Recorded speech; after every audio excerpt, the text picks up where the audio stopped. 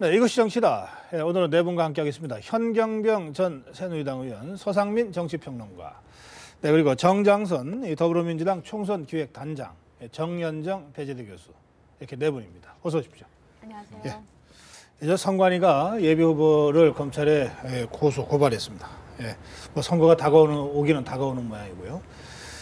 예, 좀 깨끗한 선거를 위해서 선관위 또 사정 당국이 좀 더 엄격하게 또 집중적으로 이 선거 관리 좀 시작했으면 좋겠습니다.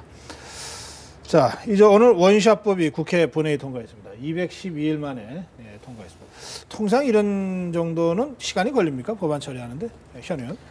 아니, 이번 경우는 워낙 쟁점 법안이었기 때문에 상대적으로 기간을 끌었던 것 같고요. 네. 사실 우리 한국 국회는 법안을 빨리 발의하고 빨리 처리하는 나라입니다. 그래요? 예, 외국에서는 몇십 년, 100년 넘어가는 법안들도 있습니다. 그렇죠. 그것까지 비교할 건 아니라 하더라도 제가 볼 때는 앞으로 또 처리해야 될 쟁점 법안들이 많이 남아있지 않습니까? 저 12일까지 하겠다고 뭐 여야 원내지도부가 10일 날 회동한다는데 그렇게 됩니까?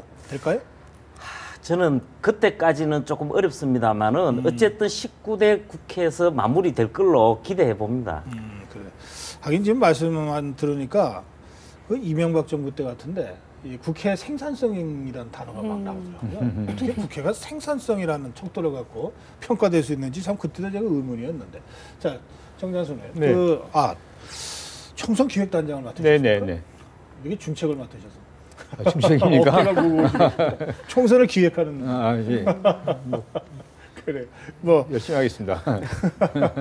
오늘 이 원샷법 국회 통과, 또 네네. 12일까지 뭐 쟁점법안 처리, 선거구 획정안 하겠다. 네. 어떻게 전망하시는지?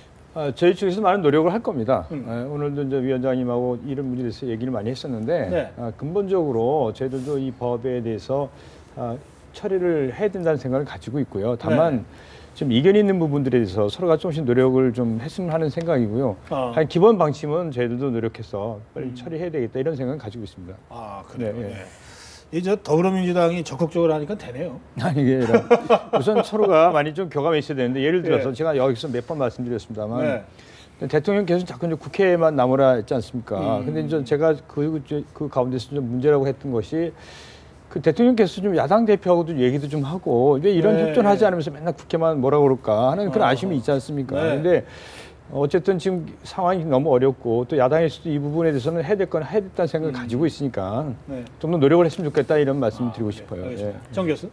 19대 국회의 첩첩산중 한 고개를 그저 넘었을 뿐이다. 지금 네. 뭐 4대 개혁 법안 문제도 있고요. 그리고 서비스 산업발전법 또 여러 가지 기본 쟁점 법안들이 아직 협의가 안 된 것이죠. 다만 이 원샷법만 처리를 한 건데 뒤늦게라도 처리된 것은 다행이다. 근데 더불어민주당이 실제로 사실은 지난번에 김종인 위원장께서 네. 이 원샷법과 선거법을 연계해야 된다. 그래서 원내 합의된 것을 일정 부분 뒤집는 그런 어떤 태도를 보이셔가지고 사실은 새누리당도 굉장히 화가 났죠. 근데 아마 이제 국민의당 입장에서 국민의당이 원샷법 처리하겠다. 네. 우리는 본회의 가서 처리를 하겠다라고 이야기를 하면서 더불어민주당도 실제로는 뭐 여론의 어떤 압박도 있지만 예. 이 원내에서의 어떤 표결 구도 자체가 좀 바뀔 것 같다라는 위기 의식을 좀 느낀 것 같아요. 그래서 어쨌든 뒤늦게 원내에서 처리된 것은 다행스럽지만 더군다나 지금 말씀하신 것처럼 원샷법이 또 그렇게 완벽한 법안은 아니다. 그러니까 원내에서 여러 가지 수정돼야 되는 부분들이 있고 우려의 네, 점도 예. 있으니까 그 부분은 또 논의를 해봐야겠죠. 예. 이 국민의당이 아직 교섭단체 구성이 안 됐지만 그래도 17명의 국회의원이 있어서 입장 표명만으로도 어느 정도는 좀 국회 분위기도 좀 영향을 주고 뭐 이른바 그 캐스팅 보트 역할을 좀 할 수 있다 뭐 그런 말씀이기도 한 것 같습니다. 예. 자, 서상민 박사는 어떻게 평가하십니까? 네, 더불어민주당 분위기가 약간 바뀐 것 같습니다. 김종인 대표 체제가 들어서면서 이제 네. 책임 있는 야당의 모습을 좀 보여줘야 되는 거 아닌가 하는 이제 그런 요구를 좀 받고 있는 것 같고요. 그래서 일단 다른 쟁점 법안이 어떻게 될지 될지는 알 수 없으나 이것이 어떻게 풀리느냐에 따라서 이 선거구 획정 문제도 결론이 나지 않을까 싶습니다. 조금 기류가 바뀌는 것 같다. 네, 그렇습니다. 좀 책임 있는 야당의 모습을 보이려고. 네. 그게 김종인 비대위원장의 그 영향입니까? 아니면 무슨 총선 전략? 지금 기획단장이 얘기 계셔갖고 직접 여쭤볼까요? 아니, 그런 건 아니고 기본적으로 저희들이 무슨 뭐 법을 뭐 원천적으로 막겠다 이런 건 아니고 그러니까 네. 예를 들어서 테러 방지법 같은 경우 보면은 네. 이제 국정원에 대한 불신 문제가 다시 촉발된 거 아닙니까? 네, 워낙 사실은 뭐 그거 빼놓고는 크게 여야가 이견이 없었고 그동안 이제 국정원이 계속 정치에 관여하고 하다 보니까 또 그럴 거 아니냐는 우려 때문에 그런 거지. 네. 기본적으로 이걸 해야 된다는 생각은 갖고 있거든요. 그래요. 그러니까 네. 이런 부분에 서로 노력을 좀 했으면 좋겠다 이런 생각이죠. 근데 좀 우려의 네. 부분이 있는 것 같습니다. 더불어민주당이 뭐 전략을 선회했다 또는 바꿨다 굉장히 다행스러운 일이라고 생각이 됨에도 불구하고 다른 한편으로 지금 징후적으로 드러나고 있는 것이 이종걸 원내대표가 원내에서 협상한 것들이 김종인 위원장 체제에서 뒤집히는 이런 일이 다시 한번 발생을 할 것인가에 대한 그렇다면 새누리당 입장에서는 원내 협상이라고 하는 걸 제대로 할 수 있느냐 이종걸 원내대표를 파트너로 놓고 그 협상에 대한 신뢰감을 가질 수 있겠냐라고 하는 거거든요. 그렇다면 또 양대강 어떤 강대강 구도를 계속해서 온전시킬 수밖에 없는 그러니까 이런 신뢰 회복이 저는 먼저라고 생각이 되고 그래요? 그런 차원에서 이번에 원샷법 처리는 그런 신뢰 회복을 알겠습니다. 하는 데 좀 도움이 되지 않겠나라는 생각이에요. 예, 이제 현 의원은 새누리당 한나라당 국회의원이셨고, 그 이 여당 시각에서 볼 때는 더불어민주당과 국민의당 약간 달라 보입니까? 아니면 뭐 초록은 동색이다, 다 야당이다? 전혀 다르죠. 전혀 달라 보입니다. 예. 사실 정장승 전 의원님 같은 분이 예. 여야 협상을 하셨다면은 저는 답을 찾을 수 있다고 봅니다. 음. 그런데 이제 지금 그 더민주에서 실질적인 주인이자 주체적인 하고 있는 그 친노 이런 세력들은 제가 볼 때 다분히 비타협적인 기본적인 속성을 가지고 있기 때문에 저는 이번 이 법안 타결을 놓고 결국은 이제 선거법 선거구 획정을 포함한 선거법 개정을 전제로 하고 있지 않습니까? 네네. 근데 사실은 그 전에 제가 전에도 말씀드렸지만은 사실 선거법 개정이 2월 말 3월 초에 가서 다 됐단 말입니다. 그런 걸로 비춰보면 뭐 그렇죠. 더불어민주당의 실질적 주인 노릇을 친노는 좀 여전히 그렇다고 하셨는데 아니 저 보도에 의하면 정장선 의원이 총선 기획단장 하면서 친노 색깔, 친문 색깔이 많이 빠지고 있다 이런 보도인데 이거 앞에다 놓고 그렇게 계속 말씀하십니까? 어떻게 말씀하시겠어요? 물론 이제 과거에 그런 얘기가 많이 있었지 않습니까? 뭐 주류 비주류, 친노 비주류, 그러니까 친노 비노 이런 좀 싸움이 많이 있었던 것이 네. 사실이었고요. 네. 근데 그것이 사실이든 아니든 간에 그것이 결과로 나타서 결국 이렇게 당이 갈라지는 상황까지 왔다는 것을 저희 부인하지 않고요. 네. 그래서 저희들이 이제 지나간 것은 지나간 거고 이제 앞으로가 문제이기 때문에 저희는 어쨌든 좀 저희 당이 그동안 보였던 문제가 인물의 문제였. 그다음에 또 하나는 그 내용의 문제가 있었다면은 이번에 사람도 좀 바꾸는 작업을 좀 분명히 해야죠. 하고 예. 또 이 내용의 문제에 있어도 국민의 신뢰를 얻는데 우리가 실패했다면은 특히 네. 경제적 위기가 심각하고 하니까 이런 분에 저희가 좀 더 노력하는 자세를 보여서 예. 해야 되겠다 이런 생각 가지고 있습니다. 서상희 박사 지금 저 새누리당과 야권 간의 경쟁이기도 하지만 네. 또 야권 안에는 더불어민주당과 국민의당 간의 경쟁이기도 하잖아요. 네, 그렇습니다. 이 야권 내부의 이 경쟁을 좀 중간 평가하신다면 어느 쪽에 좀 점수를 더 주시? 저는 국민의당 쪽에 아. 점수를 더 주고 싶습니다. 왜냐 그러면은 참 총선 기획단장 참 저거 잘 들으라고 하는 건 거죠.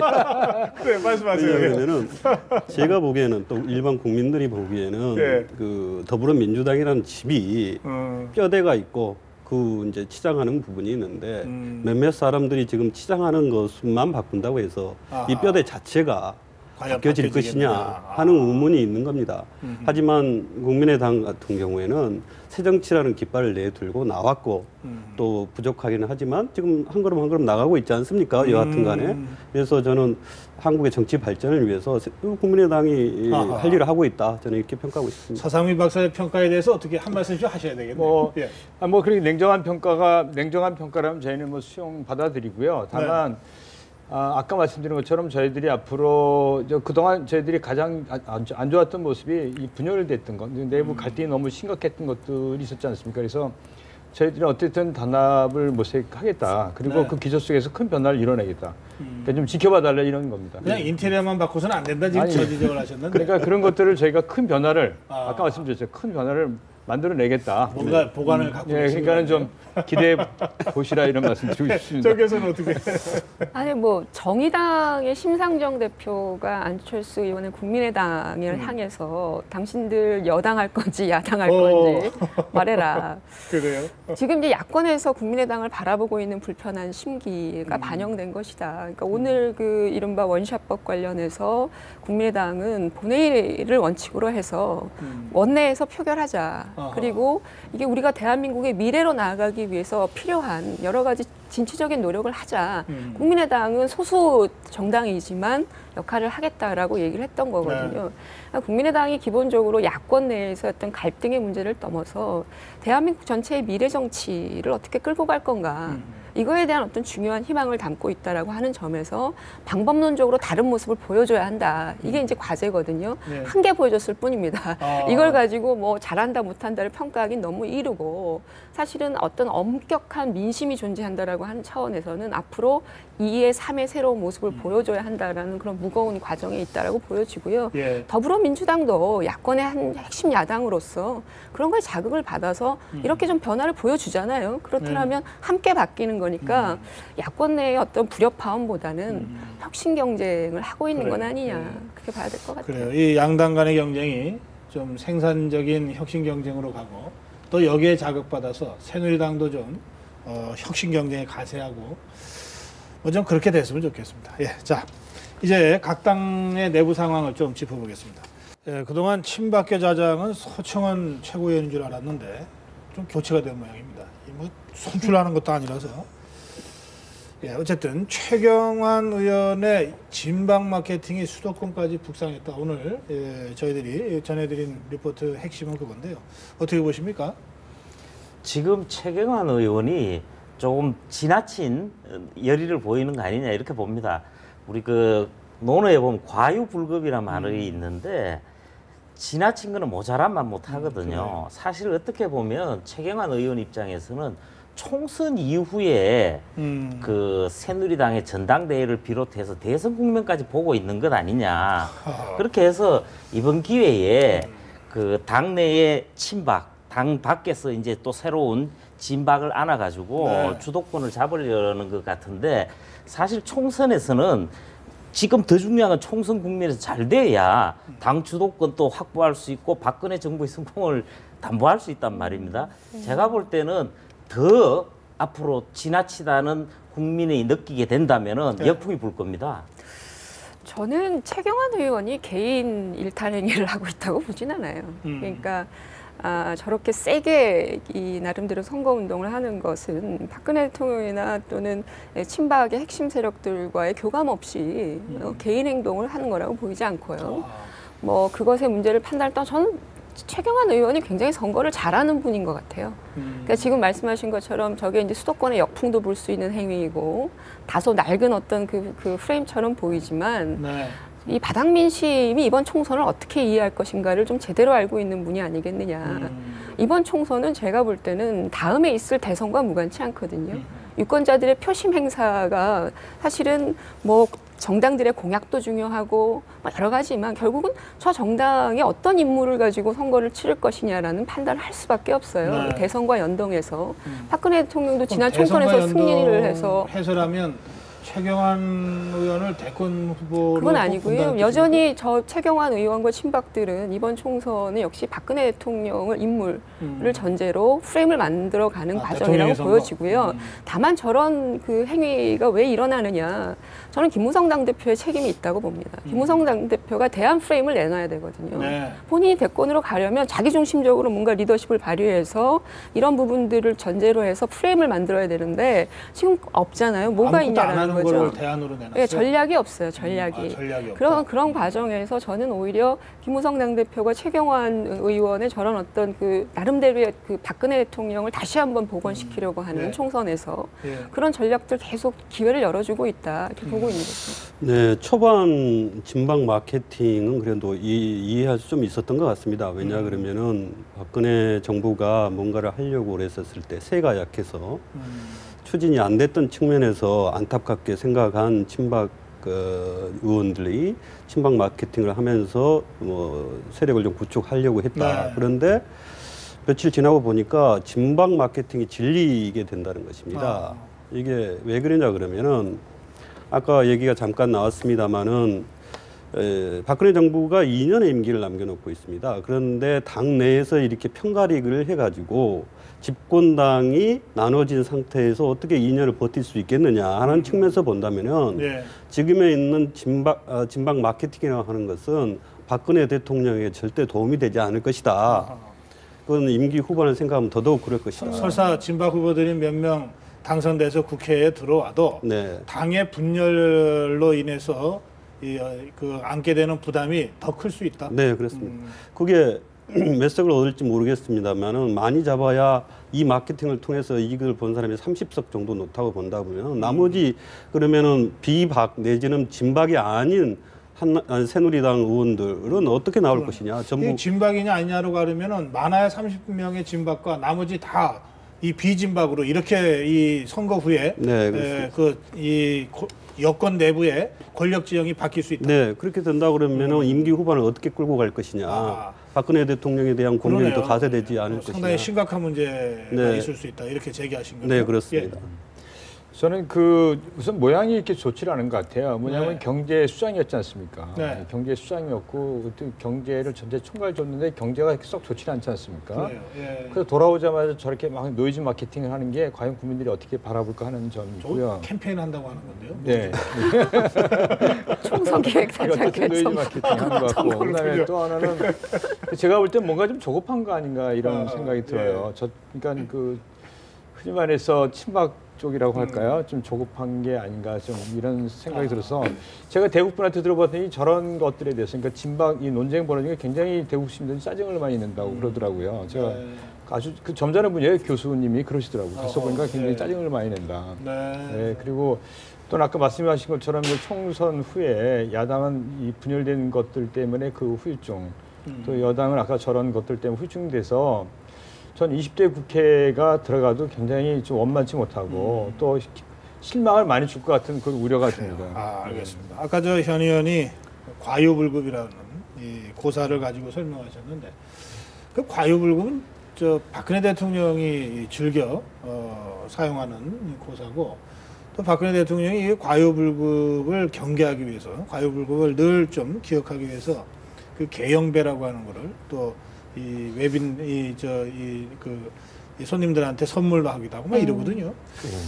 그런데 만약에 최경환 의원의 이런 진박 마케팅이 진짜 과유불급에 해당된다면, 예? 그럼 이게 대통령의 생각하고도 완전히 배치되는 거 아닙니까? 의도가 뭐였던 간에. 결과적으로 그런데 아까 정현정 교수는 이거 개인 행동 아니다 이렇게 말씀하셨단 말이에요.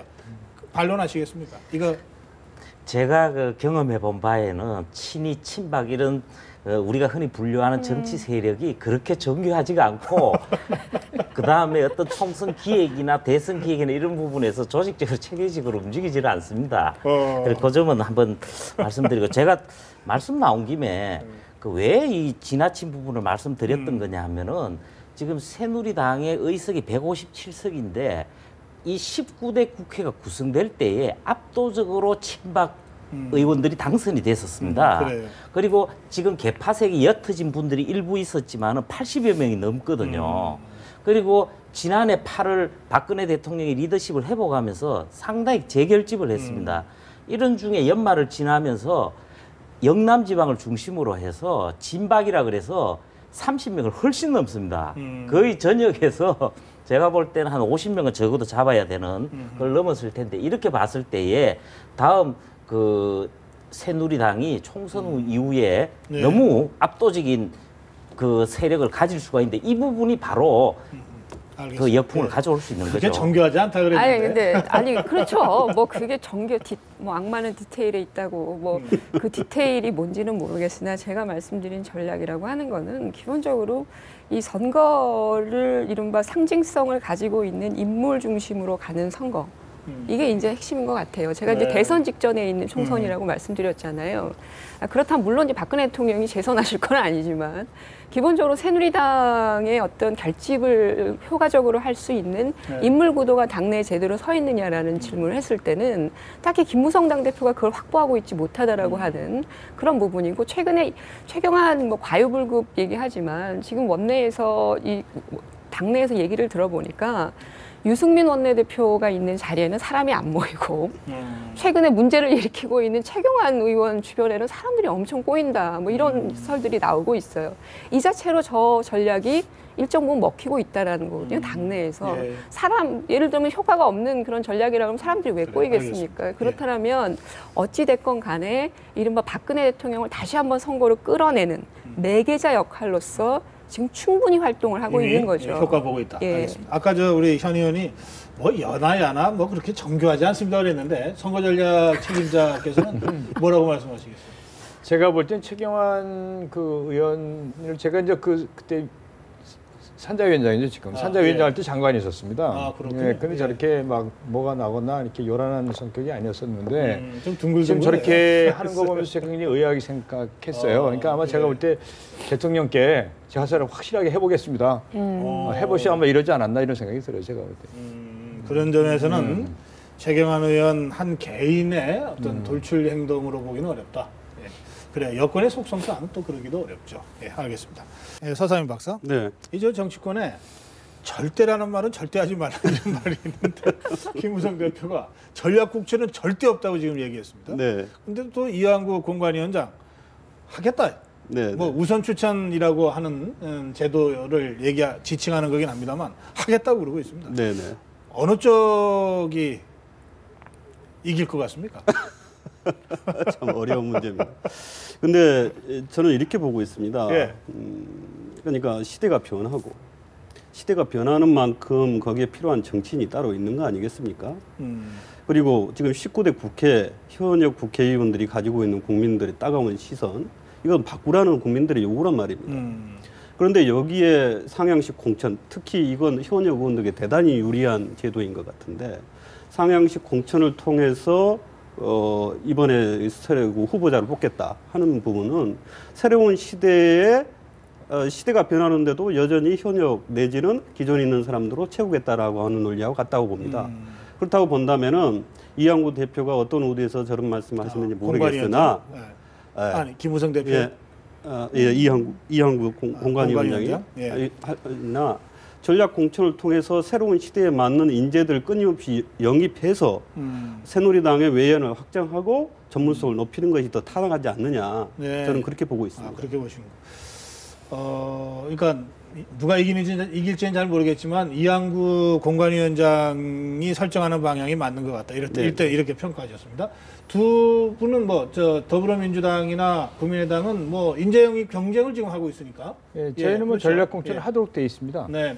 하도록 돼 있고 또 이제 그런 부분은 저희들이 이제 많이 좀 준비도 하고 있는 건 사실이고요. 다만 되도록이면 이게 경쟁을 통해서 하는 게 저희는 원칙이라고 생각을 하고 있고 아주 좀 불가피한 경우는 인재 영입을 하되 예, 당내 경쟁을 통해서. 예, 되도록 하되 이제 불가피한 경우는 이제 전략 공천을 하겠습니다만 아까 말씀하신 것처럼 절대 없다 이런 것들은 좀 이렇게 어려울 것으로 생각해서 그래요. 저기 앞으로 또 여당 내 갈등이 굉장히 커질 것 같아서 야당 입장에서 보면 좀 즐겨야 될지 어떤지 잘 모르겠습니다만 어쨌든 정당이 자꾸 이렇게 불안 요소로 가는 것 또 내부가 어떤 이 조율이나 합의가 안 돼서 자꾸 저런 건 좋은 모습이라고 생각하지는 않습니다.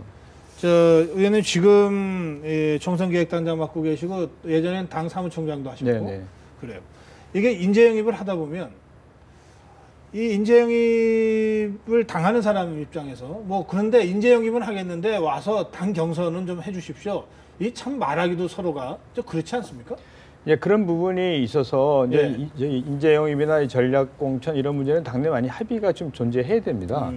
그렇지 않고 이게 합의가 되지 않은 상태에서 이게 이루어지면은 온 사람도 기대하고 왔지만 그렇죠. 굉장히 힘들 수 네. 있고 또 내부는 갈등으로 갈 수 있어서 그러니까 이게 폐쇄적 공간에서 논의돼서는 안 되고 이분에서는 당내에서 충분히 합의되고 논의돼서 해야 이것이 그렇죠. 의미가 살아날 수 있다. 이런 그래서 생각이 인재 영입에 대한 이 당내 어떤 공감대가 어느 정도 형성이 되면 예. 이런 정도 네. 분이면 우리가 경선 없이 모시는 게 맞다든지 네, 예. 이게 다수의 합의가 이루어지면 큰 문제가 없을 텐데. 네, 일부가 절대 결정하고 합의가 하면 이루어지지 이렇게 않죠. 되죠. 예, 절대 말씀하세요. 현실에서는 절대 합의가 이루어지지 않습니다. 특히나 현실에서는 이제 거기에는 뭐 원외 위원장이든 또는 지역에서 현역 준비해온? 의원은 뭐 이 내부 갈등 지난 그 민주당 보셨잖아요. 뭐 생중계로 다 보신 부분들이고 때문에 그 지역에서의 반발이 상당히 셀 겁니다. 네. 그렇다면은 지도부가 그 부분을 얼마만큼 견뎌낼 수 있는가가 이제 관건일 거고요. 지도부의 결단. 예, 그럼에도 불구하고 저는 이렇게 보니까 아주 이 이른바 상향식 경선 방식을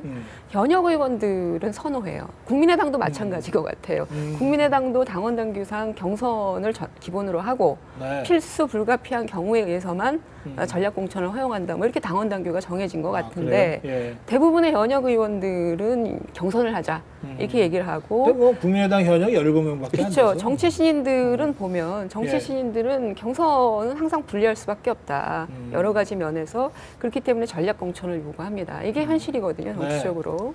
그렇다면 이른바 이 국민의당의 경우에는 신당이기도 하지만 이 국민들에게 다가가기 위해서는 얼마만큼 새로운 인물들이 영입이 되고 또 그들이 당선이 되었는가가 핵심일 것 같은데 그래요. 예. 그건 전략 공천을 배제할 수 없는 거죠. 결과적으로 보면. 그런데 국민의당이나 또 더불어민주당이 약간 뭐 당원 당규상의 차이는 있을지 몰라도 대체로 전략 공천을 활용하겠다는 거고 그리고 그걸 통해서 인재 영입을 하겠다는 거고 해오고 있지 않습니까? 그런 입장에서 볼 때 새누리당은 사실 지난번에 무슨 1차 인재 영입이라고 발표했다가 잡기발로 걸어 들어왔다고 인재 영입이 아니라고 또 부정하고 이러고 나서는 인재 영입이 없어요. 그리고 오늘 이제 이 당대표와 공관위원장이 서로 완전히 다른 얘기를 지금 하고 있는데 그러니까 인재 영입이 지금 안 되고 있습니다. 새누리당 인재 영입 안 하는 거 또는 못 하는 거 이걸 보면은 조금 안심이 되십니까? 그러니까 아까 제가 이제 말씀드린 거는 현재 지역에서는 반발이 있죠. 근데 아까 제가 말씀드린 거는 지도부 간에 이렇게 볼상선하게 싸우는 모습은 안 좋다는 거죠. 이제 그런 그래요? 부분에 큰 틀에서 합의가 된 어느 정도의 상태에서 조율? 해야지. 이거 지금 지도부 간에 싸우니까는 그런데 모습이 너무 안 좋죠. 제 질문은 새누리당이 저런 걸 보면은 좀 반갑기도 하고 안심도 되고 그렇습니다. 그러니까 아까 솔직히. 말씀드려서 예. 저렇게 하는 것들이 저희 입장에서 보면 도움이 된다고 생각하지만 정치의 불신이 갈수록 더 커지고 국민들한테 그러니까 완전 회화되는 것이 안타깝다는 것도 갖고 있습니다. 그래, 알겠습니다. 예. 역으로 예. 이런 오해도 하게 돼요. 뭐 지금 더불어민주당 같은 경우에는 한 20명 정도의 인사들이 인재 영입으로 들어와 있죠. 근데 그분들이 실제로는 이번 선거에 그냥 맨손으로 가려고 들어온 건 아닐 거란 말이에요. 그렇다면 그분들에게 무엇이 약속되었는가라고 그래요, 예. 하는 것을 또 되묻게 된단 말이죠. 문재인 당대표가 직접 영입한 케이스이거든요. 그래요, 예. 그렇다면 그분들은 나가서 현역 의원들하고 동일하게 경선하라, 경선해보겠다 이런 의지를 천명한 것도 아니고 현재로서. 그래요, 예. 그러니까 지금 더불어민주당도 제가 볼 때는 이 부분을 어떤 방식으로 지금 내부에서 조정할 것인가가 상당히 큰 문제일 그 것 같아요. 과정이 어느 정도 뭐 다는 몰라도 어느 정도 좀 밝혀지고 또 당내에 최소한의 합의가 이루어지고 이러면서 좀 분란 없이 가려고 지금 말씀하시는 것 같아요. 야, 그런데 이제 바둑에 이런 거 있잖아요.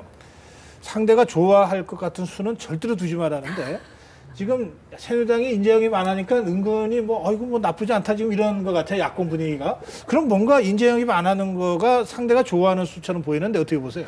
아니 안 좋은 방식을 하고 싶지가 않죠. 음. 그런데 현실 상황이 그렇게 돌아가지를 않는 겁니다. 사실 네. 김무성 대표가 하는 원칙 일종의 소신인데 상향식 공천, 경선을 통해서 하겠다. 이 원칙에 대해서는 사실은 저도 바람직하고 가야 할 방향이라고 봅니다. 그런데 문제는 뭐냐면은 이 19대 국회가 역대 최악의 국회라 그렇단 말입니다. 국민들 민심은 현역 물갈이를 거란 말입니다. 그런데 이번 방식의 경선에서는 네. 현역들이 거의 다 되게 돼 있습니다. 사실 여론조사를 해보면 이렇게 나옵니다. 전화를 걸어서 누구를 지지하느냐 할 때에 사람이요 자기가 모르는 사람을 나는 지지한다라고 말을 못해요. 그렇죠. 누군지 그래서 모르는데. 예 현역 의원은 상당히 알게 돼 한 있습니다. 번이라도 들어본 이름. 당연하죠. 예, 특히 지방으로 갈수록. 그래요. 예. 그런데 정치 신인은 알 턱이 없지 않습니까? 그 점이 있고 또 아까 그 뭐 야당에서 말하는 인재 영입과 비교하자면은 새누리당이 지금 아직은 판세에서 유리하다고 보기 예. 때문에 훨씬 좋은 예비 후보들이 선거구에서 다양하게 뛰고 있습니다. 네. 사실 그래서 인재 영입이 있고 없고에서는 모자란다고 생각하지는 않습니다. 다만 그동안에 어떤 일종의 뭐 인재 영입 쇼라고 하는 거는 제가 비하하려고 이런 말씀 드린 건 아닙니다. 그런 차원으로 진행됐던 그처럼 하지는 않았어도 인재는 충분히 있다. 그리고 이 사람들이 들어올 수 있는 부분을 이번에 이한구 위원장이 해결해야 되겠죠. 아 근데 새누리당이 저렇게 그 당대표까지 나서서 전략공천 없다고 얘기를 하는데 어떤 정치 신인이 경선하려고 새누리당 가겠습니까? 그런 상황이라고 한다면 예. 제가 볼 때는 새누리당의 뭐 이한구 공천심사위원장이 얼마나 강력하게 드라이브를 할지 모르지만 네. 당대표가 저렇게 원칙적으로 내세워놓고 그것이 선거에 다인 것처럼 얘기를 하고 있는 이 상황에서 예. 신인들 입장도 애매할 것 같아요. 알겠습니다. 그런 상황을 예. 놓고 보면 뭔가 인재 영입을 안 하는 게 아니라 인재 영입이 안 되는 거죠. 뭔가 원칙 때문에. 인재 영입이나 공천 룰과 관련해서는 이 새누리당이 첫 단추가 그렇게 잘 끼워진 것 같지는 않다. 이 정도로 정리하겠습니다. 그런데 뭐 새누리당만 공관위원장 임명한 게 아닙니다. 새누리당은 이한구 공관위원장, 더불어민주당은 홍창선 전 의원이죠. 네. 예, 이 전 카이스트 총장 네. 전 의원을 공관위원장에 네. 영입을 했습니다. 네. 예, 어떤 사람인지 좀 설명 좀 해주세요. 그분이 좀 아까 그 경력을 말씀해 예. 주셨는데 카이스트 총장을 하셨고 네. 굉장히 좀 담백한 성격입니다. 그 학자 스타일이고요. 근데 국회의원 해서 정치도 좀 네, 당내 사정도 예, 알고. 저희하고 같이 국회의원을 전에 했었고요. 예, 예. 그러니까 좀 이렇게 담백하고 그러면서도 이게 학자라 좀 원칙도 있고 그래서 어허. 아마 여러 가지 고려해서 이렇게 했지 않았나 생각이 듭니다. 아, 그렇습니다. 이분은 누가 영입했습니까? 문재인 대표가 영입하고 아닙니다. 지금 저 위원장님 김종인 위원장이 예, 예, 영입했습니까? 예. 그 국민의당은 전윤철 전 감사원장입니까? 네. 예. 전윤철 감사원장 전 감사위원장은 그 과거에 그 천정배 의원의 국민회의에 같이 네. 그 참여해서 활동을 했던 인물인 걸로 알고 있고요. 네. 지금 국민의당의 경우에는 이 공천심사위원이 아니라 공천 그 사전 자격심사위원이거든요. 그러니까 이른바 이 자격이 되느냐, 이분들이 경선으로 그래요? 가든 예. 전략공천을 받든 자격이 되는가에 대한 기초심사를 하는 것인데 네. 지금 국민의당 같은 경우에는 당원 자격이라고 하는 공천을 받을 수 있는 권리가 아주 엄격히 제한되어 있잖아요. 기소되거나 예, 예. 재판에 계류 중이거나 뭐 여러 가지 그걸 좀 막말이거나 완화하자는 주장, 뭐 이런 기타 의견들이 등등. 있던데? 근데 전윤철 지금 위원장은 그걸 그대로 지키겠다 원칙대로. 그래요? 그래서 국민의 눈높이에 맞는 그런 공천을 그걸 하겠다고 그대로 강조하고 있으니까요. 지킨다면 박지원 의원은 국민의당에 들어와도 공천을 못 받게 됩니까? 어려운 거죠. 아, 그렇군요. 예, 알겠습니다. 혹시 뭐 두 당 공관위원장이나 공천 자격심사위원장 인선과 관련해서 논평하실 거 있습니까? 저는 예. 이렇습니다. 그러니까 국민의당의 경우는 전윤철 전 감사원장, 그다음에 그 전에 DJ 정부 때 활동했었던 분이라서 그분 영입하는 데 있어서 일종의 컨셉이 존재한다고 봅니다. 그건 호남을 겨냥한 것이다. 라고 저는 보고 있고요. 네. 하지만 더불어민주당 같은 경우에는 그동안 영입했었던 분들을 보면은 일종의 인재 영입의 컨셉이 없다는 겁니다. 아하. 앞으로 이 세력, 이 사람들이 이끌고 20대는 어떤 정치를 하겠다, 어떤 의정 활동을 하겠다, 내지는 더불어민주당이 어떻게 가겠다라는 컨셉 하에서 인재가 영입돼야 되는데 저번에 뭐 조홍천 같은 경우에는 이 컨셉하고 안 맞는 지금 들어와 있다는 것입니다. 예. 그렇다면 대체 이런 영입 뭐 좋으신 분들을 모셔다가 어떻게 갈 것이냐에 대한 국민들이 대단히 궁금해한다는 것입니다. 영입하는 건 알겠는데 도대체 무슨 컨셉이냐? 예. 네. 저희들이 이제 지난번 그 19대 때 그런 소리를 많이 들었었습니다. 그러니까는 너무 시민단체 위주로 공천을 많이 했다는 비례대표 때문에 특히 그런 소리를 네. 많이 들었었죠. 그래서 각계 이제 그러니까 저도 그런 얘기를 많이 했었으니까요. 그러니까 네. 소상공인이라든가 농민이라든가 이런 우리나라를 좀 대표하는 어려운 계층들을 거의 반영하지 못했다라는 비판을 많이 받았었습니다. 그래서 이번에 이제 그걸 이제 개선하려고 여러 분야 사람이 노력하고 있는데 어떻게 한두 사람 때문에 그걸 전부 다 이렇게 평가하기는 이르다고 생각하고 있고요. 네. 예, 그래서 저희들은 앞으로도 이게 이제 총선에서 앞으로도 저희들은 계속 사람을 발굴할 때 이런 여러 가지 그 시대를 반영할 수 있는 사람들을 계속 더 발굴해서 할 생각은 가지고 있습니다. 저는 이번에 그 공천 관련되는 이른바 헤드, 3당의 헤드들이 결정이 된 거잖아요. 상당히 고무적이에요.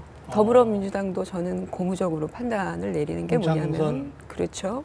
왜냐하면 과거에 한번 보십시오. 우리가 지난 19대 총선 공천 과정을 보더라도 그 공천의 핵심 주도는 누가 하냐면 이른바 이 주류들이 하고 또 그 대권을 염두에 두고 있는 사람이 영향력을 행사하고 그 대선을 치르기 위한 일종의 진용을 짜는 어떤 과정으로 해서 하고 있단 말이죠. 근데 이번에 그 3명의 헤드들은 그런 것과는 무관하게 최소한 공천을 객관적으로 관리할 수 있는 이한고 공창선 그런 전면책이 다 어떤 그렇다. 그 능력을 갖춘 인사들이 아닌가 알겠습니다. 그렇게 보고 있는 거죠. 예. 이제 시간이 거의 다 됐는데 국민의당 얘기 한 가지만 더 마무리 질문으로 드리겠습니다. 이 안철수 상임 공동대표 지금 뭐 이 노원병 출마 변함없다.